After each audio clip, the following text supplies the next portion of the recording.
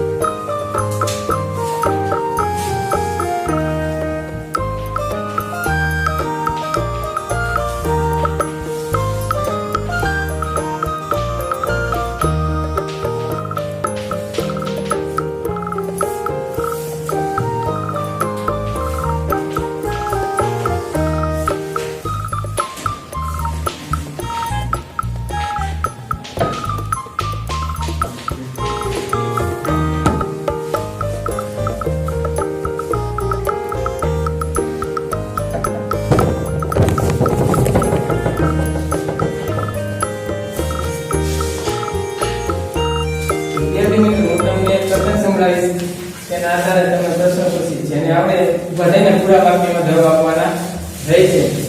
એક હળવદ ગામ હતું. એ ગામમાં એક મહેશ નામનો છોકરો રહેતો હતો. તેને ફરવા બહુ ગમતું. તમને બધાને ગમતું હશે ને ફરવું? હા. તે એક દિવસ રાજકોટ ફરવા જાય. પહેલી વાર દિવસ રાજકોટ ફરવા જાય એટલે બહારનું ખાવા જોઈને તે બહાર ખાવા જાય. આવી રીતના 2-3 દિવસ રાજકોટમાં ફરે છે અને ત્યાં બહાર વધારે વસ્તુ ખાય છે.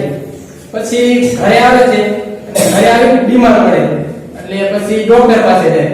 ડોક્ટર પાસે જઈ ડોક્ટરને કહે કે હું આ રાજકોટ ફરવા આવ્યો તે દિવસથી બીમાર પડી ગયો હું. કારણ શું કે તે બસ ડોક્ટર તપાસે એને. પછી કે તમે આ બહારની વસ્તુ વધારે ખાધી છે ને એટલે તમને બીમાર થયા છો અને આ બીમારી ફૂગ, વાયરસ અને બેક્ટેરિયા લીધે ફેલાય છે એટલે બહારની વસ્તુ વધારે ન ખાવી જોઈએ. પછી મહેશને દવા આપે છે અને તે ઘરે પાછો જતો રહે. તો આના આધારે હું તમને થોડા પ્રશ્નો પૂછીશ જેને આવડે તેને પૂરા વાક્યમાં જવાબ આપવાના રહેશે. પહેલું, મહેશ કયા ગામમાં રહેતો હતો? માધવભાઈ. મહેશ હળવદ ગામમાં રહેતો હતો. સરસ, બેસી જાઓ. મહેશ ક્યાં ફરવા જાય છે? બેસી જાઓ. મહેશ રાજકોટ ફરવા જાય છે. ખૂબ સરસ, બેસી જાઓ. ડોક્ટર મહેશને બીમારીનું કારણ શું બતાવે છે? રાકેશભાઈ. મહેશને ડોક્ટર બીમારીનું કારણ બહારની વસ્તુ ખાવાનું બતાવે છે. બરાબર. જયભાઈ. ડોક્ટર મહેશને બીમારીનું કારણ જાણતા કહે છે કે બહારની વસ્તુ ખાવાના લીધે થઈ. ગુડ, બેસી જાઓ. તમે ડોક્ટર મહેશને બીમારીનું કારણ જણાવે છે કે બહારની વસ્તુ ખાવાના લીધે બીમાર થયા. ગુડ, બેસી જાઓ. બીમારી શાના લીધે ફેલાય છે? ગૌરવભાઈ. બીમારી ફૂગ, વાયરસ અને બેક્ટેરિયાને લીધે ફેલાય છે. વેરી ગુડ, બેસી જાઓ. ફૂગ, વાયરસ અને બેક્ટેરિયાને શું કહેવાય છે? ફૂગ, વાયરસ અને બેક્ટેરિયાને સૂક્ષ્મજીવો કહે છે. એક્સેલન્ટ, બેસી જાઓ. તો વિદ્યાર્થી મિત્રો, આજે આપણે હાનિકારક સૂક્ષ્મજીવો વિશે અભ્યાસ કરીશું.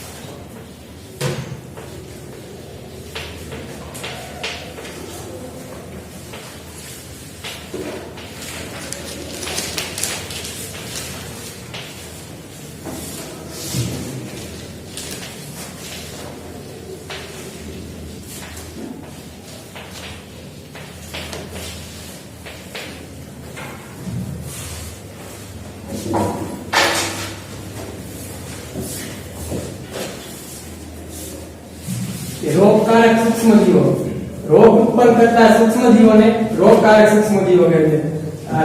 રોગકારક સૂક્ષ્મજીવો એટલે ફૂગ, વાયરસ અને બેક્ટેરિયા તે મનુષ્યમાં, પ્રાણીઓમાં અને વનસ્પતિઓમાં વધારે પડતા જોવા મળે છે. ત્યારબાદ મનુષ્યમાં રોગકારક સૂક્ષ્મજીવો. મનુષ્યના શરીરમાં હાનિકારક સૂક્ષ્મજીવો હવા, પાણી અને ખોરાક દ્વારા પ્રવેશે છે. હવા દ્વારા એટલે કે કોઈ વ્યક્તિ બીમાર હોય એની શ્વાસ આપણે બહાર બેઠા શ્વાસોશ્વાસની ક્રિયા થતી હોય એટલે તેની આપણે એના શ્વાસ લઈએ કે અને આપણે હવા દ્વારા કરે, પાણી દ્વારા કે પાણી આપણે ગાળીને ન વાપરી કે પાણીમાં નાના નાના સૂક્ષ્મજીવો રહેલા હોય છે તેથી પાણી ગાળી ન વાપરી તો આપણે પાણી પીએ તો આપણને બીમારી થવાની શક્યતા રહે છે. અને ખોરાક દ્વારા કે આપણે ગમે શાકભાજી લીધું હોય ધોઈ ન વાપરવી હોય ડાયરેક્ટ ધોયા વિના શાક સુધાય શાક બને નાખ્યું હોય એટલે પછી ખોરાક લઈએ એટલે સૂક્ષ્મજીવ આપણા શરીરમાં પ્રવેશે એ રીતના એટલે આપણે બીમાર પડીશું અને મોઢામાં ચડી જાય.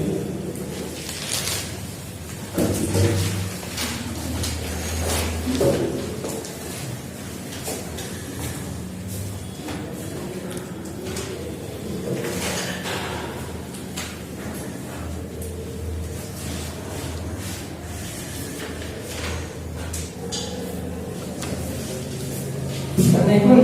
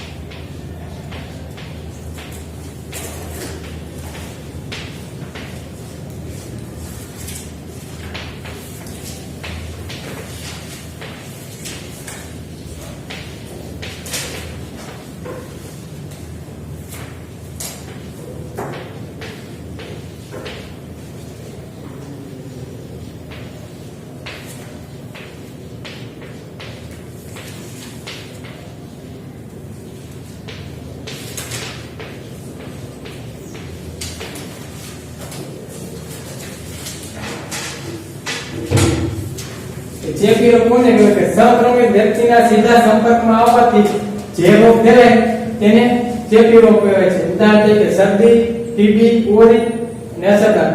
સંક્રમિત વ્યક્તિ હોય એમાં આપણે સ્વસ્થ વ્યક્તિની બાજુમાં જઈએ તો હવા, પાણી અથવા ખોરાક દ્વારા અથવા કોઈ ભૌતિક વસ્તુ જે સંક્રમિત વ્યક્તિ અડેલો હોય તેને આપણે અડી તો આપણે ચેપી રોગ થવાની શક્યતા રહે છે.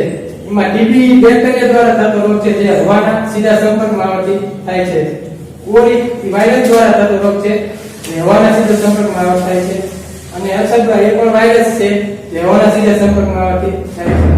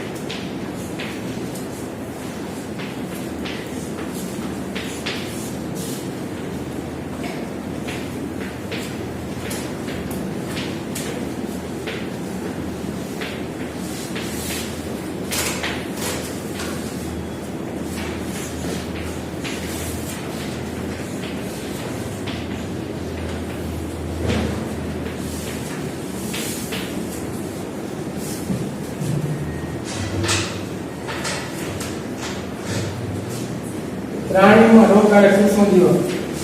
એન્થ્રેક્સ એ પ્રાણીમાં જોવા મળતો અતિ ગંભીર રોગ છે, જે આપણે મનુષ્યમાં પણ જોવા મળે છે, જે બેક્ટેરિયા દ્વારા ફેલાય છે. કે કોઈ મૃત પ્રાણી હોય તેના સંક્રમણ સાથે થાય તો એ બીજા પ્રાણીઓમાં પણ ફેલાય છે.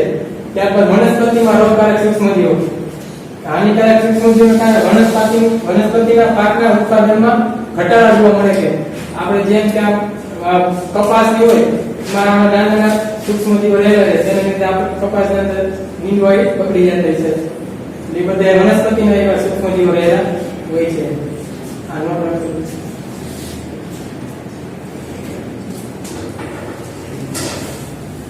Thank you. Thank you.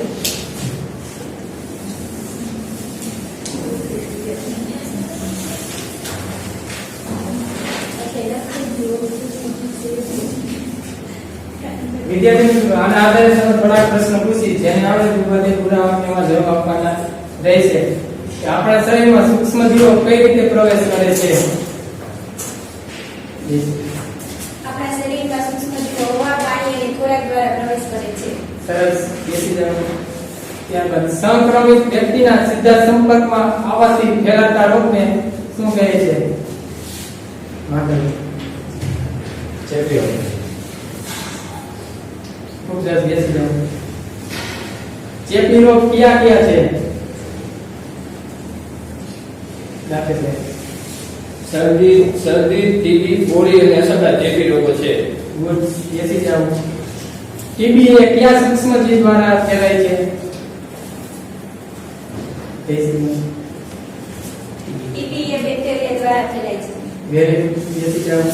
પ્રાણીઓમાં જોવા મળતો અતિ ગંભીર રોગ કયો છે?